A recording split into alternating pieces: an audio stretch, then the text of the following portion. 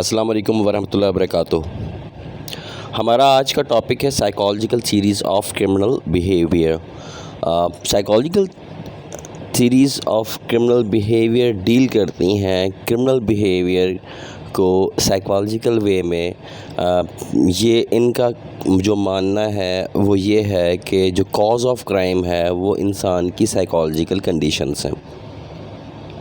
जैसे कि हमने लास्ट थीरीज़ के अंदर पढ़ा कि बायोलॉजिस्ट जो थे, फिजिशियंस जो थे, उन्होंने कहा कि जो कॉज ऑफ क्राइम है वो किसी भी इंडिविजुअल का बायोलॉजिकल करैक्टरिस्टिक्स हैं, उनकी वजह से वो क्राइम करता है।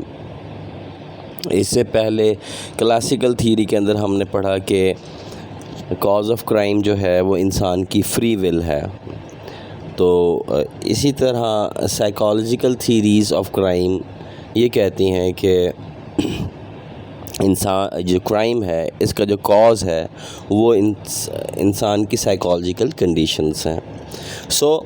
जो साइकोलॉजिकल थीरीज़ ऑफ क्राइम है वो उनकी एक्सप्लेनेशन क्या है कि criminal behaviour is based on psychological theories which focused on the association among, मतलब कि जो साइकोलॉजिकल थीरीज़ हैं वो एसोसिएट करती हैं क्रिमिनल बिहेवियर को किसके साथ, इंसान की इंटेलिजेंस के साथ, इंसान की पर्सनैलिटी के साथ और इंसान की लर्निंग के साथ। जब भी साइकोलॉजिकल थीरीज़ का ज़िक्र आएगा तो हम उसको इस तरह से बयान करेंगे कि जो इंसान का क्रिमिनल बिहेवियर है, उसकी जो क्रिमिनलिटी है वो लिंक्ड है, एसोसिएटेड है किसके साथ, इंसान की इंटेलिजेंस, पर्सनैलिटी और लर्निंग के। और ये तीनों ट्रेट्स जो हैं इंसान की साइकोलॉजी के साथ कंसर्न हैं। ठीक है। साइकोलॉजिस्ट आर्ग्यू करते हैं कि इंसान की जो फीलिंग्स हैं वो ही इंसान के एक्शंस को डिक्टेट करती हैं। आप जब साइकोलॉजी पढ़ेंगे तो आपको ये चीज़ बड़ी वाज़ेह तौर पे क्लियर हो जाएगी कि इंसान की फीलिंग्स ही इंसान को ड्राइव करती हैं एज़ पर साइकोलॉजी। कैसे करती हैं? आप जब आपकी आंखों में से आंसू बहते हैं तो वो किस वजह से बहते हैं? आपकी फीलिंग्स की वजह से बहते हैं। आप अगर हंसते हैं तो अपनी फीलिंग्स की वजह से हंसते हैं। तो अगर आप रोते हैं तो अपनी फीलिंग्स की वजह से रोते हैं। तो ये एक्सप्लेनेशन है कि इंसान की जो फीलिंग्स हैं वो उसके एक्शंस को डिक्टेट करते हैं। ज़ाहिर है आप अगर कोई एग्रेसिव बिहेवियर शो करते हैं तो आपकी गुस्से की फीलिंग्स होती हैं। इस तरह से डिफरेंट फीलिंग्स आपके डिफरेंट एक्शंस को डिक्टेट करती हैं। तो जो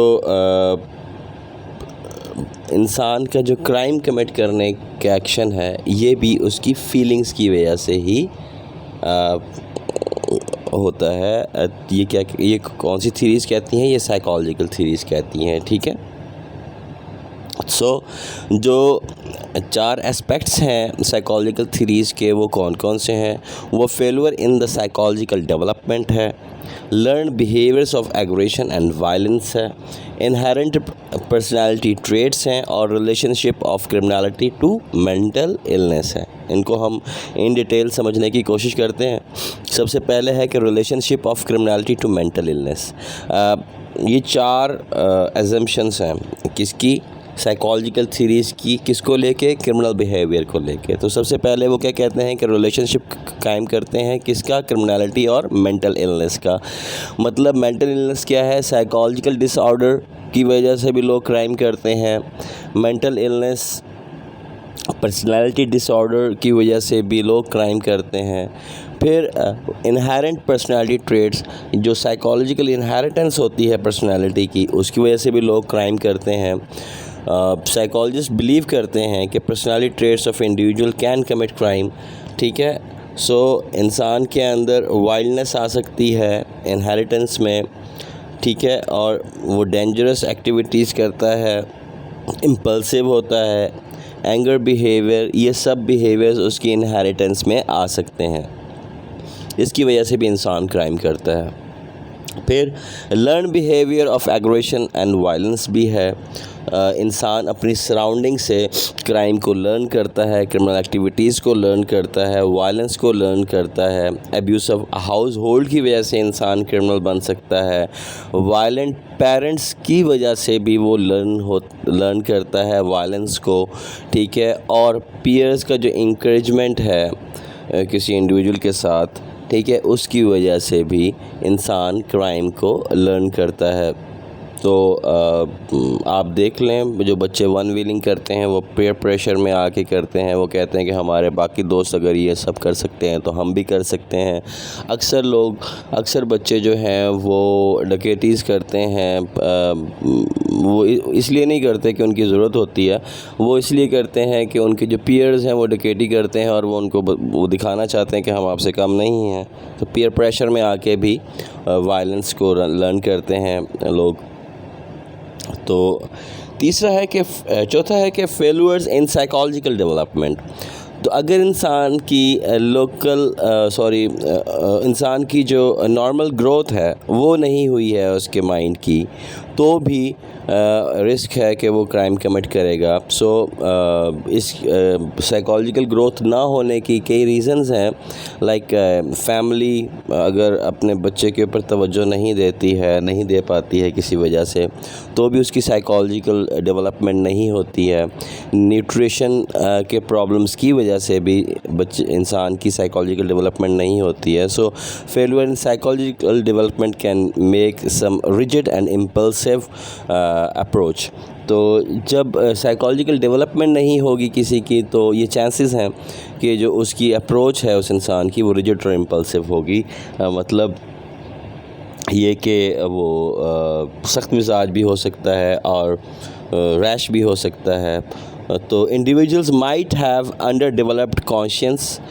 failure in psychological development makes some irrational और to think about right and wrong. तो जब इंसान की साइकोलॉजिकल डेवलपमेंट ही नहीं हुई होगी तो उसे सही और गलत की पहचान भी नहीं होगी और फिर रिजल्टेंटली वो क्रिमिनल एक्टिविटीज़ की तरफ उसका रुझान होगा।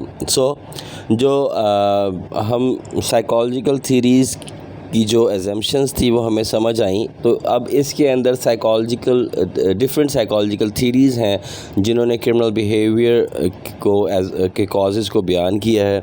तो इसमें एक थीरी है साइकोडायनामिक थीरी, एक बिहेवियरल थीरी है, एक कॉग्निटिव थीरी है।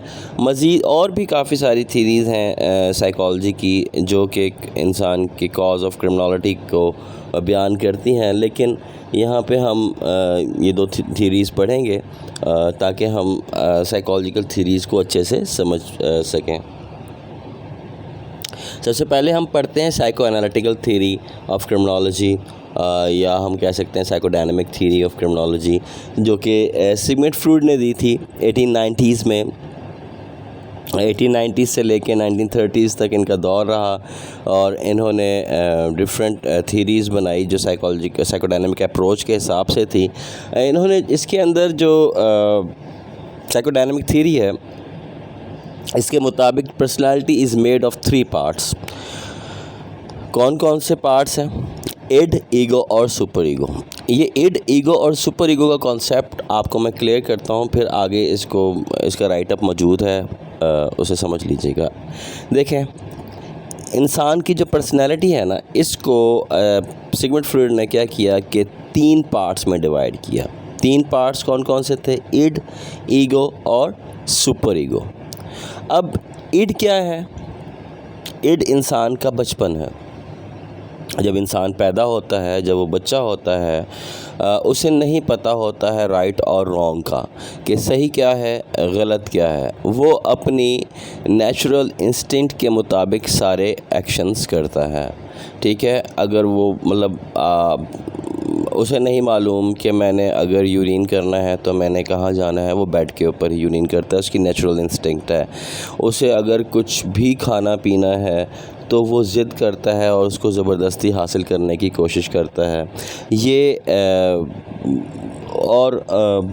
उसे नहीं एहसास कि मुझे कहाँ शोर करना है, कहाँ शोर नहीं करना है। वो नेचुरल इंस्टिंक्ट्स के साथ बिहेव करता है। अगर आप किसी बच्चे को देखेंगे तो आप आप उससे अंदाज़ा लगा सकते हैं कि बच्चे की नेचुरल इंस्टिंक्ट क्या है। सो इड क्या है, ये इंसान के बचपन से उसके अंदर मौजूद होती है और ये एक प्लेयर प्रिंसिपल है। बच्चा जो है वो हमेशा अपने प्लेयर को ही पूरा करने की कोशिश करता है, चाहे जैसे मर्ज़ी पूरा हो, ठीक है। तो ये इड जो है ये इंसान की बेसिक नीड भी है, ठीक है। और ये इंसान की सेल्फिशनेस भी है। सो इड का कॉन्सेप्ट आपको क्लियर हो गया कि इड इंसान के बचपन से ही उसके अंदर मौजूद होती है और ये इंसान का प्लेयर प्रिंसिपल है। लेकिन अब क्या है,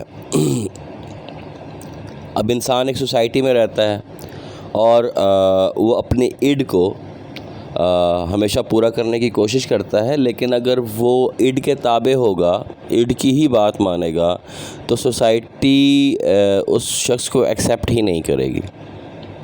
क्यों? क्योंकि सोसाइटी के हैं नॉर्म्स, सोसाइटी की हैं कुछ वैल्यूज़ और वो इंसान को डिक्टेट करती हैं कि उसे कौन सी चीज़ बेहतर है सोसाइटी की नज़र में और कौन सी चीज़ बेहतर नहीं है। तो अगर इंसान अपनी इड के ही ताबे रहेगा तो सोसाइटी के लिए वो एक मसला बन जाएगा। अब दूसरी साइड से एक और इशू है, वो क्या है कि इड जो है वो जब तक पूरी नहीं होगी इंसान डिस्टर्ब रहेगा और उसको सेटिस्फिकेशन हासिल नहीं होगी, क्योंकि इड उसकी बेसिक नीड है।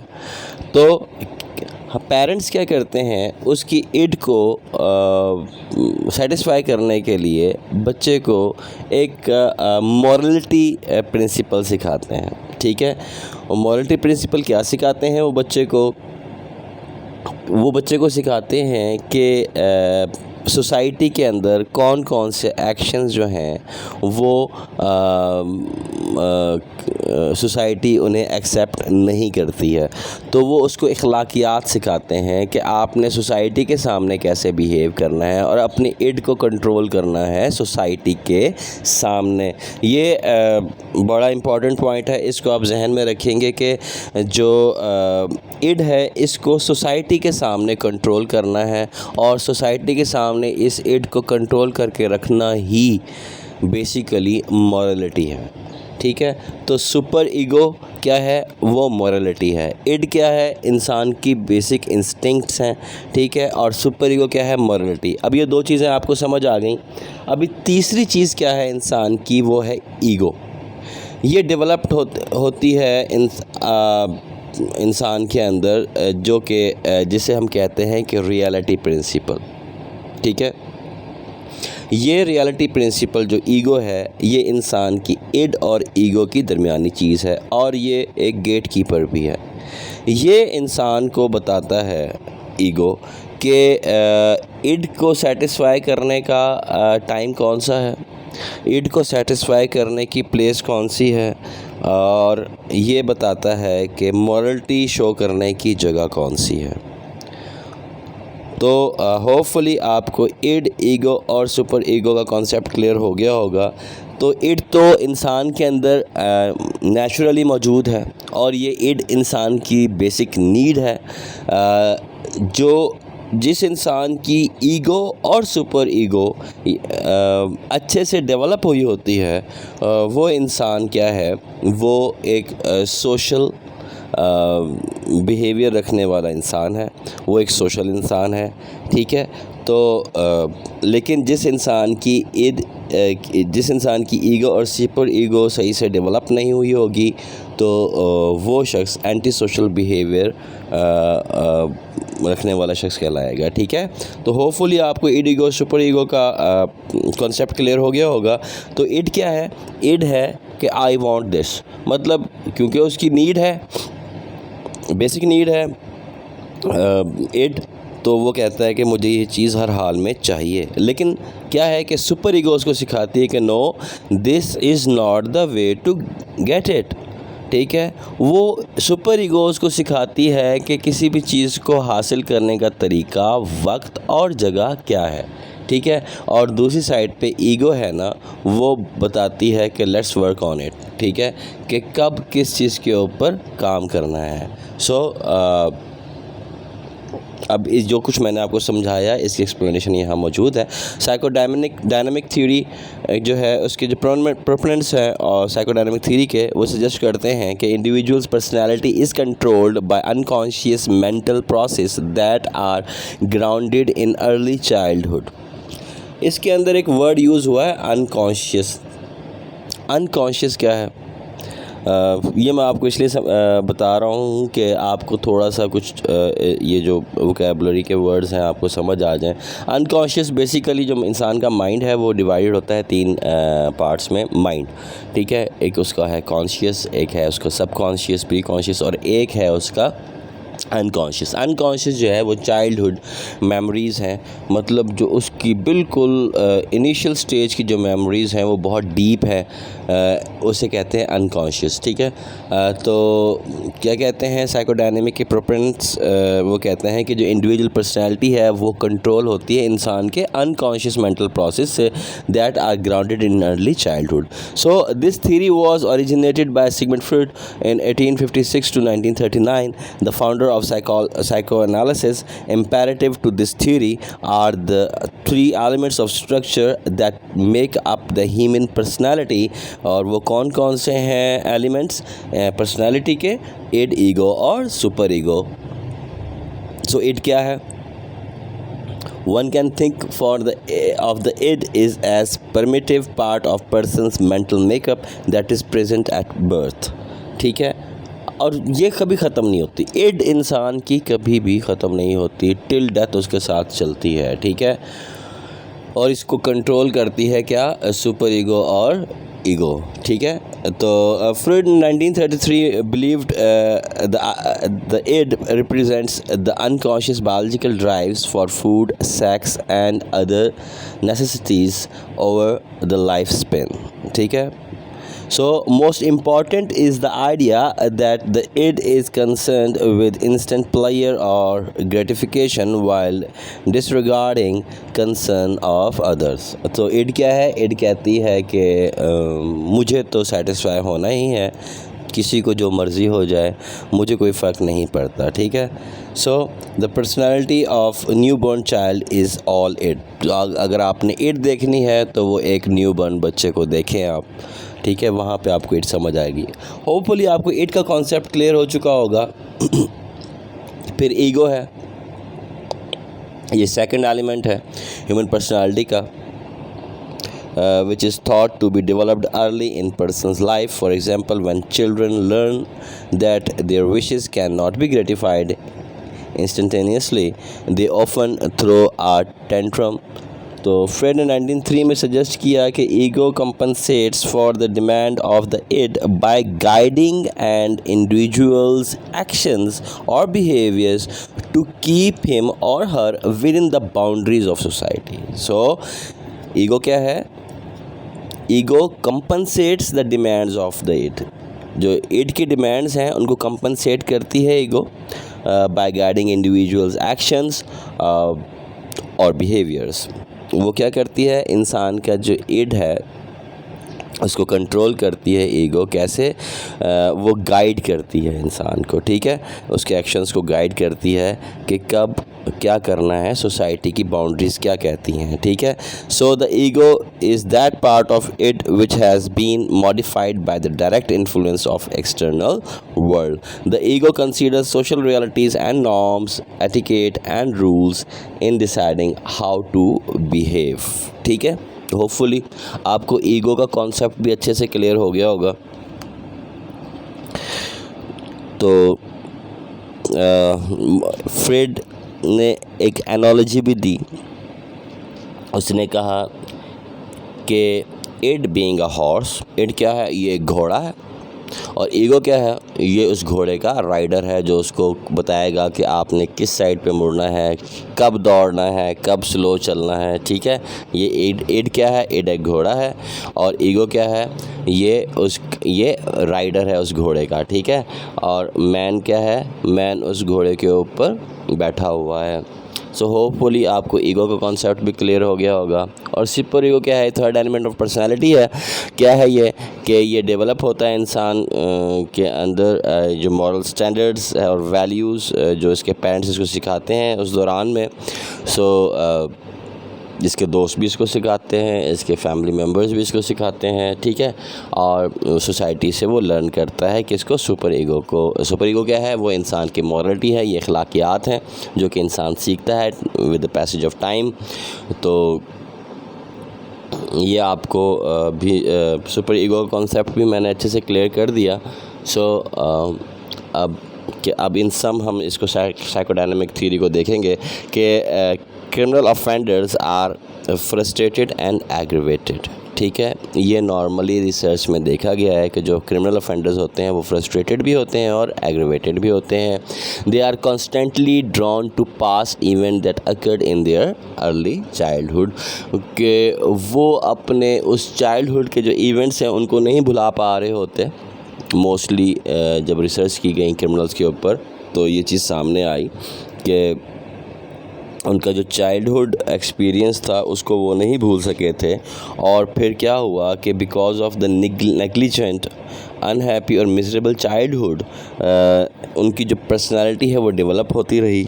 और इसकी वजह से क्या हुआ कि उनके अंदर वीक और एब्सेंट ईगो पाई गई और रिजल्टेंटली वो क्रिमिनल ऑफेंडर्स बने बिकॉज ऑफ द वीक और absent ego. So most important research suggest that having a weak ego is linked with poor और absence of social etiquette, immaturity and dependence on others. तो जिन लोगों की ego week होती है या उनके अंदर एब्सेंट होती है वो लोग इमेच्योर भी होते हैं और वो दूसरों पे डिपेंडेंट भी होते हैं। So research further suggest that individuals with weak egos may more likely to engage in drug abuse. ठीक है जी, होपफुली आपको साइकोडायनामिक थ्योरी समझ आ चुकी होगी। दूसरी थ्योरी है बिहेवियर लर्निंग थ्योरी, ठीक है, ऑफ क्राइम कॉजेशन। सो हम behaviour theory of crime causations को पढ़ते हैं। बहुत सिंपल है, थोड़ा सा ध्यान दे के समझनी पड़ेगी, बहुत इजी है।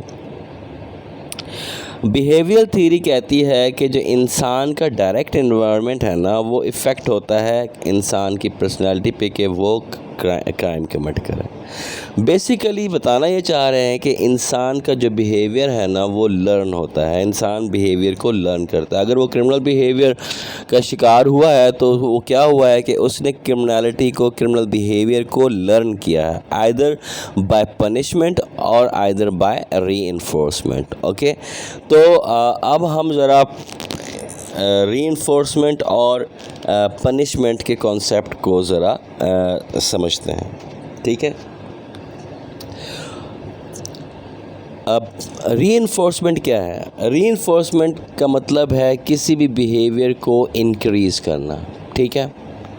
और पनिशमेंट क्या है? पनिशमेंट इस्तेमाल होती है किसी भी बिहेवियर को डिक्रीज़ करने के लिए, ठीक है। तो ये सबसे पहले तो अपने जहन में ये चीज़ बिठा लें कि रीइंफोर्समेंट यूज़ होती है किसी भी बिहेवियर को इंक्रीज़ करने के लिए, ठीक है। अगर तो इंसान के अंदर कोई अच्छा बिहेवियर है उसको इंक्रीज़ करना है तो हम क्या करेंगे? हम कहेंगे कि रीइंफोर्समेंट ऑफ द बिहेवियर हो रहा है, अच्छा है या बुरा है सॉरी, ठीक है। अगर हम पनिश कर रहे हैं तो इसका मतलब क्या है? बिल्कुल क्लियर है कि हम किसी के बिहेवियर को डिक्रीज़ करने की कोशिश कर रहे हैं। तो ये एक कॉन्सेप्ट क्लियर होना चाहिए आपको कि रीइंफोर्समेंट का यूज़ होती है टू इंक्रीज़ द बिहेवियर और पनिशमेंट यूज़ होती है टू डिक्रीज़ द बिहेवियर, ठीक है। अच्छा, ये कैसे होती है ये मैं एक्सप्लेन करता हूँ, लेकिन ये ज़रा बेसिक कॉन्सेप्ट आपको क्लियर हो जाना चाहिए। फिर दो किस्म की रीइंफोर्समेंट होती हैं और दो ही किस्म की पनिशमेंट होती हैं, ठीक है। अभी एक होती है पॉजिटिव रीइंफोर्समेंट, एक होती है नेगेटिव रीइंफोर्समेंट, लेकिन दोनों सूरतों में ही बिहेवियर को इंक्रीज़ किया जा रहा है, ठीक है। चाहे नेगेटिव रीइंफोर्समेंट हो रही है चाहे पॉजिटिव रीइंफोर्समेंट हो रही है, हो क्या रहा है? बिहेवियर इंक्रीज़ हो रहा है। लेकिन जब गुड बिहेवियर को इंक्रीज़ करेंगे तो फिर क्या होगा, पॉजिटिव रीइंफोर्समेंट होगा, और जब बैड बिहेवियर को इंक्रीज़ करेंगे तो क्या होगा, नेगेटिव रीइंफोर्समेंट होगा। होपफुली आपको रीइंफोर्समेंट की समझ आ गई होगी, नेगेटिव रीइंफोर्समेंट की भी समझ आ गई और पॉजिटिव रीइंफोर्समेंट की समझ आ गई। अच्छा, रीइंफोर्समेंट होती कैसे है? जब भी कोई बिहेवियर है उसको हम इंक्रीज़ करना चाह रहे हैं तो हम क्या करते हैं, हम उसको रिवार्ड्स देते हैं, उसको इनाम देते हैं, उसको हम अप्रिशिएट करते हैं। ठीक है, अब एक अच्छा बिहेवियर है, हम उसको इंक्रीज़ करना चाह रहे हैं तो हम उसको रिवार्ड देंगे, अप्रिशिएट करेंगे, तो क्या हो रहा है, पॉजिटिव रीइंफोर्समेंट हो रही है। सेम इसी तरीके से अगर कोई शख्स गलत बिहेवियर, बुरा बिहेवियर रखे हुए और हम उसे इंक्रीज़ करना चाह रहे हैं तो हम उसके बुरे बिहेवियर के ऊपर उसको रिवार्ड देंगे, उसे हम अप्रिशिएट करेंगे। ठीक है, तो नेगेटिव रीइंफोर्समेंट होगी। और अगर हम अच्छे बिहेवियर के अंदर रिवार्ड करेंगे, अप्रिशिएट करेंगे और उस बिहेवियर को इंक्रीज़ करवाने की कोशिश करेंगे तो ये क्या है, ये पॉजिटिव रीइंफोर्समेंट है। सो रीइंफोर्समेंट का आपको समझ आ गया। So reinforcement is the increase of behaviour. ठीक है, all the tricks or methods used to increase the behavior are known as the reinforcement. Okay, so अब punishment क्या है? Punishment is used to decrease the behavior. ठीक है, अगर आप किसी के बुरे behavior को decrease करने की कोशिश करेंगे via punishment, ठीक है, तो आपका जो ये पनिशमेंट है ये कहलाएगी पॉजिटिव पनिशमेंट। ठीक है, लेकिन अगर आप किसी के अच्छे बिहेवियर को डिक्रीज़ करने के लिए पनिशमेंट को यूज़ कर रहे हैं तो फिर कौन सी पनिशमेंट है, ये एक नेगेटिव पनिशमेंट है। ठीक है, सो हमने ये लर्न किया कि जो इंसान का बिहेवियर है वो रीइंफोर्समेंट और पनिशमेंट के ज़रिए लर्न करवाया जाता है, या इंसान रीइंफोर्समेंट और पनिशमेंट के ज़रिए बिहेवियर को लर्न करता है। सोसाइटी के अंदर अगर अच्छे बिहेवियर्स को अप्रिशिएट किया जा रहा है तो दूसरे लोगों का बिहेवियर भी, अच्छा बिहेवियर भी रीइंफोर्स हो रहा है। और अगर सोसाइटी के अंदर लोगों के बुरे बिहेवियर को अप्रिशिएट किया जा रहा है तो फिर क्या हो रहा है कि सोसाइटी के अंदर नेगेटिव रीइंफोर्समेंट हो रही है, लोग बुरा बिहेवियर लर्न कर रहे हैं। ठीक है, तो होपफुली आपको ये कॉन्सेप्ट क्लियर हो गया होगा। अब इसको इन डिटेल पढ़ लेते हैं। जो बिहेवियर थ्योरी है ये एक फॉर्म ऑफ कंडीशनिंग है। कंडीशनिंग क्या होती है, किसी के बिहेवियर को शेप करने के जो प्रोसेस है उसको हम कहते हैं कंडीशनिंग। ठीक है, तो behaviour is learned and reinforced by reward और पनिशमेंट, अभी समझाया। So if a person is in a company of those who condone and even reward a criminal behavior, especially or a figure of authority, then they will continue to engage in that behavior. ठीक है, जिस किस्म के behaviour को reward किया जाएगा वैसा ही उसका बिहेवियर डेवलप होगा। ठीक है, this theory revolves around the idea that human behaviour develops through the experience. Specially behavioural theory focuses on the idea that people develop their behavior based on the reaction their behavior gets from those around them. ठीक है, आपके behaviour को जिस किस्म का response society से मिलेगा वैसा बिहेवियर आप अडॉप्ट करेंगे। ठीक है, अगर आप क्रिमिनल्स में रह रहे हैं तो आपके क्रिमिनल बिहेवियर को रीइंफोर्स किया जाएगा वहाँ पे। ठीक है, क्योंकि वो आपके क्रिमिनल बिहेवियर को अप्रिशिएट करेंगे।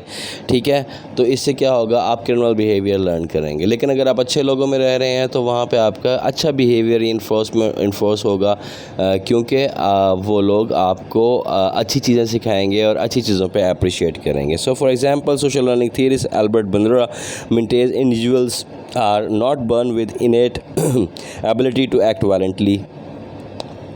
ठीक है, so he is instead suggest people learn violent behavior through observing others. Typically this comes from the sources family, environment.